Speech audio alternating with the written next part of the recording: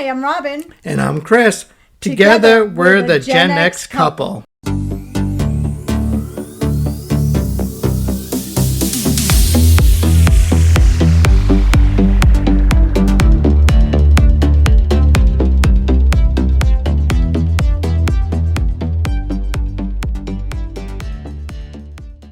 Hey guys! Take 9. Not my fault. But hi, everyone. It's totally my fault. I don't know what's wrong with me. I've had the giggles and I just can't get control of myself. But this is it. We're going to do it this time for real. We hope you guys are all having an awesome week. We're having a good week. We're heading to New Hampshire tomorrow for the weekend. Just a quick trip up to do some leaf peeping. And we actually have a haunted ghost cruise on Lake Winnipesaukee that we'll tell you about in a future episode. And don't forget about the pancakes. Yes, at Flapjacks in Lincoln, New Hampshire. And it's actually French toast. And it's the best French toast I've ever had in my entire life. We are not sponsored by Flapjacks, but if you're ever in the area, you should go because you will not be sorry. But anyway, so we hope you guys are having an awesome week. And we hope everyone is doing great. It's almost Friday. Yep, we've almost made it. So I just wanted to thank you guys so much. I don't know if you just heard that. I clapped. Sorry. I'm sure the microphone picked it up. But I wanted to thank you guys so much for coming back. I hope you all had a chance to listen to our first 3 episodes. I do the editing, so I have to listen to them back, which is painful because I really hate the sound of my voice, which I know I mentioned in the very first episode. But I think we're getting a little more comfortable behind the microphone. What do you think? I like your voice. Oh, thanks, Bae. I don't, but thank you. But I definitely think we're getting a little more comfortable behind the microphone, right? Yeah, I feel less like a robot. Yeah, me too. So anyway, today we are going to tell you about 3 times we almost died. And don't worry, none of them are super serious. But we just thought it'd be kind of fun to look back at these and tell you about them. And one of these basically involves me almost dying and my wife screaming and yelling at me, but we'll get that in a few minutes. Yes, and if you hear paper in the background, that's us too, because we have a little outline with notes so we don't forget to tell you any important details. But I think I'm going to go in chronological order with these because that makes the most sense. This first one takes place in New York City, specifically Chinatown. And I don't remember what year it was, but for argument's sake, let's just say it was somewhere between like 10 and 12 years ago. I tried to look back at my camera roll because I swore I took a picture of this incident, but I couldn't find it. So it's either somewhere like on Shutterfly or something. I don't know. I can't find it, but I swear this happened. So this one is a doozy. It's about our first trip to New York City. We were just a couple of country bumpkins. But now we've been over there 20 times. We're city slickers. Yes, we are definitely country bumpkins. So there we were, walking down Canal Street in Chinatown when a little old Chinese man approached us and whispered something like, "Do you want to buy a designer purse?" So I was like, yeah, I'll check it out. He told us to follow him, and like 2 dopes we did, right through a convenience store, which I'm pretty sure they call a bodega in New York City. And we ended up going down a staircase that was hidden behind a wall. Like, seriously, it was just like an episode of Scooby-Doo. Like, it looked like a regular store shelf that was stocked with products. And this guy pressed a button, and all of a sudden it opened a super secret door that had the staircase in there, and it led down to the basement. It was like something out of a movie, I swear to God. Or an episode of SVU. Dun dun. For real, though, I don't know what we were thinking. But in my defense, I was like, oh, I just want to check out the purses. Clearly, I wasn't thinking. And I was thinking, I do need a new fanny pack. Oh, my God. I can't even believe you went there. But anyway, so we get to the bottom of the stairs, and we were in this huge room in the basement filled with purses. I've never seen so many. This room, all 4 walls were filled with purses, like 5 deep, floor to ceiling. It was incredible how many were there. Every brand you can even imagine, like Coach, Gucci, Michael Kors, you name it. I didn't end up buying anything because I don't buy fake purses, just so you guys know. I buy the real stuff. Sorry, Chris. I can confirm that. And my checkbook can confirm that. Sorry. I like nice things, but we really just wanted to have this experience, and we did. And it all ended up fine. You know, we told the guy like we weren't interested in buying anything, and we, went back up the stairs and we were free to leave.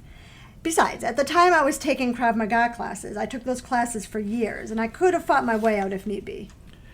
I can confirm that. She's definitely a bad mofo. Ooh, I like that you went there. But I would like to add,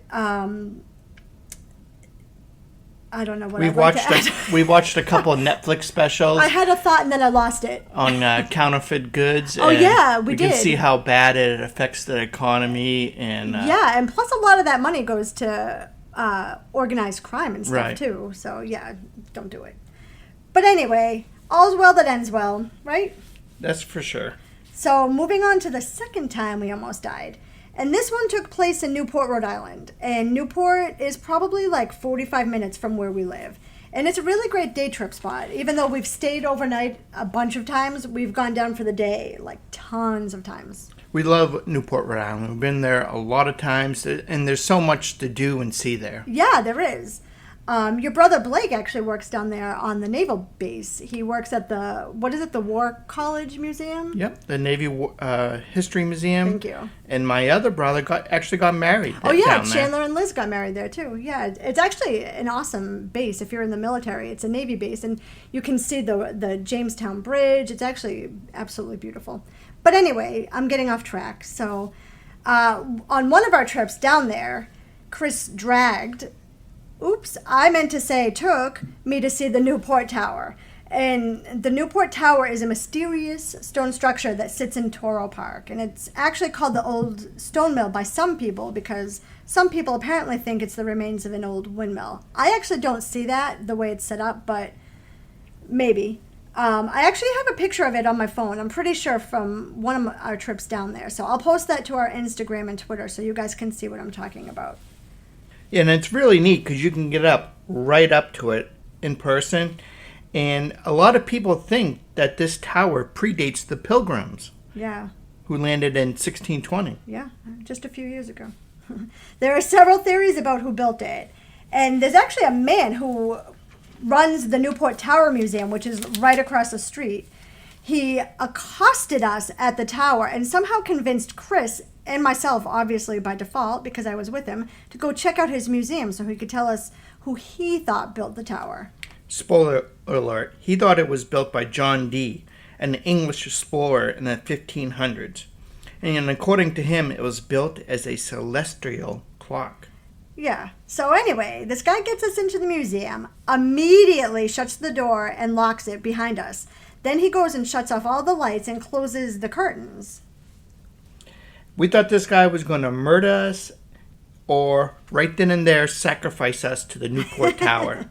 Yeah, we were on high alert, but it turns out he was harmless. He did keep us trapped in there for nearly an hour, though, remember? He had all these light experiments and displays set up about how it had to be this guy that built it. And some other theories about who may have built it are the Knights of Templar or the Vikings. But we'll probably know for sure. My theory... Probably never know for sure. We'll find out. But my theory was it's not the Illuminati, but the Knight Templars who came here after the Crusades to hide their treasure. And they built the tower as a landmark that points right to Oak Island. And that's where the treasure is buried. I love that show. What's it called? Is it just Oak called Island. Oak Island? It's called like something. It's about two brothers who are trying to dig up the treasure on Oak Island. It's actually really interesting. Huge conspiracy theory. I don't think there's anything there. Anyway, this museum situation ended up being totally fine also. The museum guy said that he locked the door so that he could give his presentation without being interrupted. But he probably should have started with that, right? I'll link his museum in the show notes so you guys can take a look at his website and see for yourself. It was a weird day for sure. Yeah.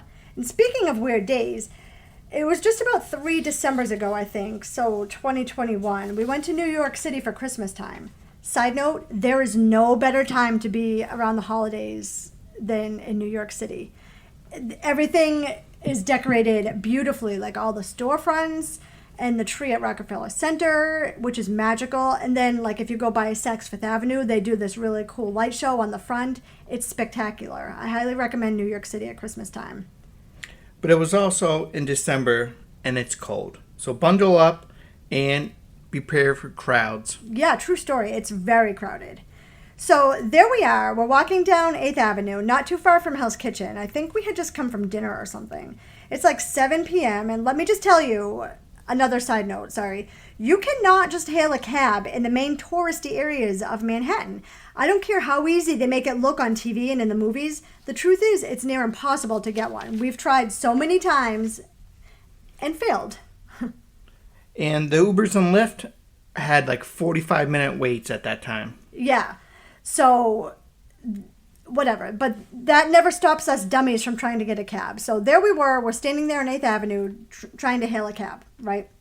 So we're standing there, and this black Suburban SUV pulls over and tells us that we're never going to get a cab at this time of the day in this area, and that he would just give us a ride. So I thought, score. Yeah. So Chris starts by walking toward the Suburban and is literally going to accept a ride from this guy. I mean, he didn't even have one of those Uber or Lyft signs in his window.